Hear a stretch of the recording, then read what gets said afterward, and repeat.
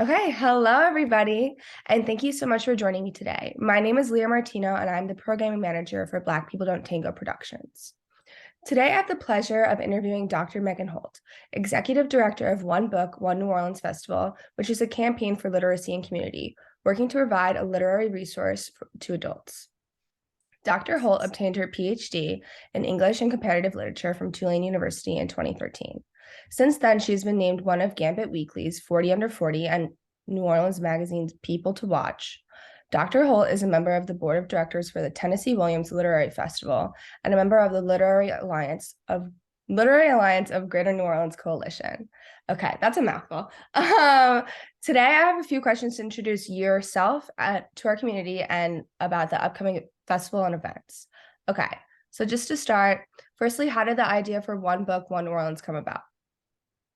Well, the idea for One Book, One New Orleans was not mine. Mm, One Book, One New Orleans is currently a nonprofit, but it began in 2004 as the project of another nonprofit called the Young Leadership Council.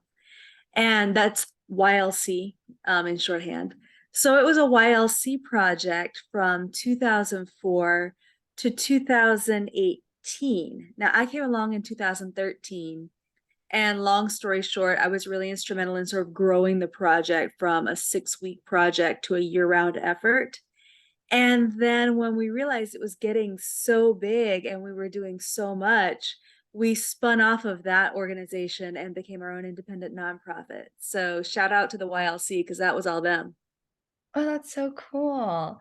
And then just to kind of piggyback off of that, what inspired you to do community advocacy work for adult literacy or adult literacy to grow literacy? Yeah. Honestly, I started, like I just said, as a YLC volunteer. It was what I thought I was going to do in my spare time. And the more I learned about how many parts of life adult literacy touches, the more my own life started to make sense in a really profound way. So, long story short, I did not realize until I started doing the volunteer work that my life is is an adult literacy success story. Because while I got a PhD, my mom actually dropped out of high school Mm-hmm. and she went back and got that GED later. And because she got that GED, my future was forever changed. My sister's future was forever changed. My children's futures are changed. So seeing the way that I am part of that story really inspired me to help others become a part of that story as well. Yeah. So can you talk a little bit more about the upcoming events for One Book, One New Orleans?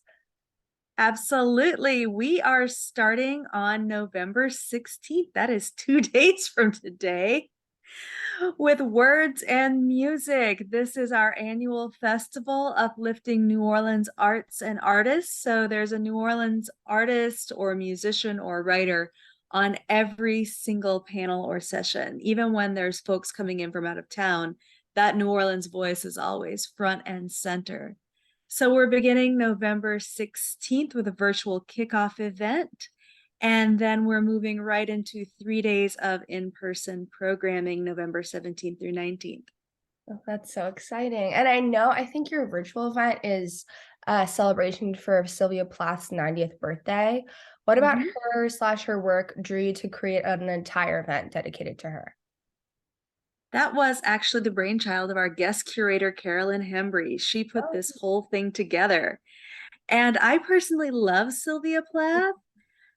So when Carolyn came to me with the idea, I was already sold. But then they started really talking about what they wanted to do. And so many conversations around Plath revolve around her personal life, her tumultuous marriage, yada, yada, yada. Mhm. But this particular session is looking at Plath as someone who was devoted to poetic craft.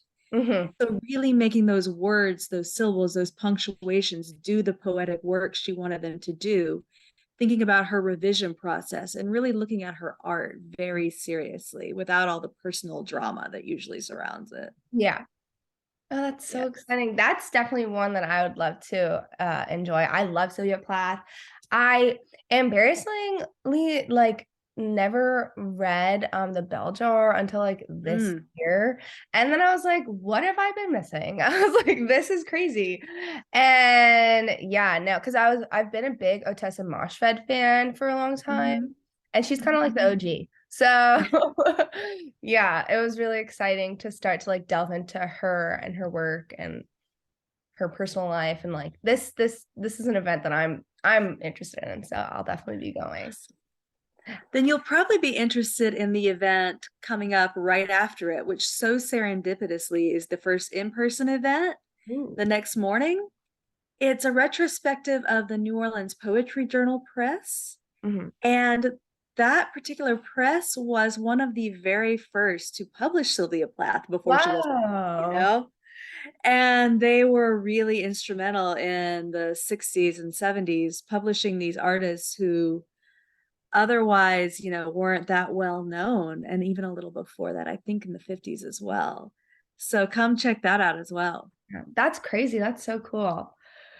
Okay. So then something more about you. How did you start writing and how did it grow into your passion slash profession?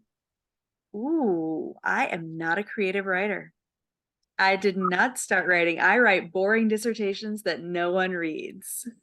So Gosh. the passion profession, it really became directing the nonprofits, not so much the creative writing aspect of it. I wish I could be a creative writer, though. I love and admire so passionately their work and their dedication to craft. And I wish it were a talent I had thus far, although you never know, you know, Mm-hmm. maybe one day.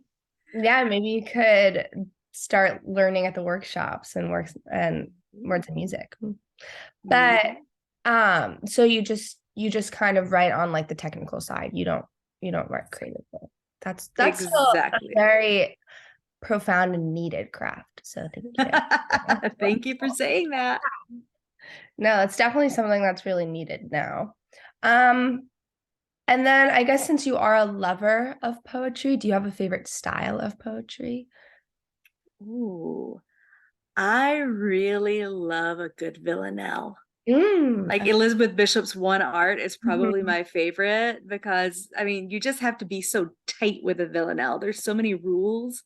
So getting it to do the work you want it to do within that very strict kind of form, I'm always just blown away by those. Mhm. Yeah, I And think it's there's beautiful. another form, I can't remember the name of it right now, but it's basically the one with three columns.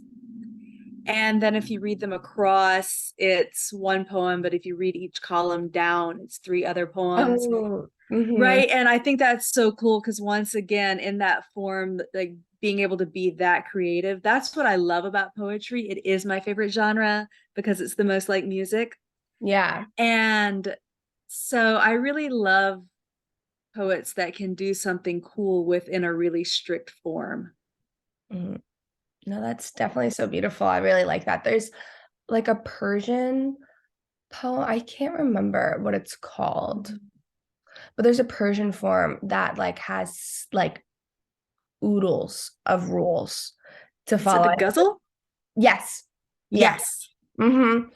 So many rules, and when they can pull it off, it's so magical and Mhm. musical and beautiful. So I think even though I do when I write, I like to write like free form, kind of like word salad, vomit, jumble stuff. But I think it's really cool when people can take such rigid forms and make something beautiful out of it. So yeah. You should check out our YouTube channel because we had a whole panel last festival on the Guzzle Hmm. and writers who are doing it in the 21st century. It's really neat. That's crazy. Yeah. Okay, well, thank you so much for talking with me today. And everybody should attend the virtual portion of One Book, One New Orleans on November 16th, streaming on Facebook and YouTube. Thank you so much, Leah. Okay, no problem.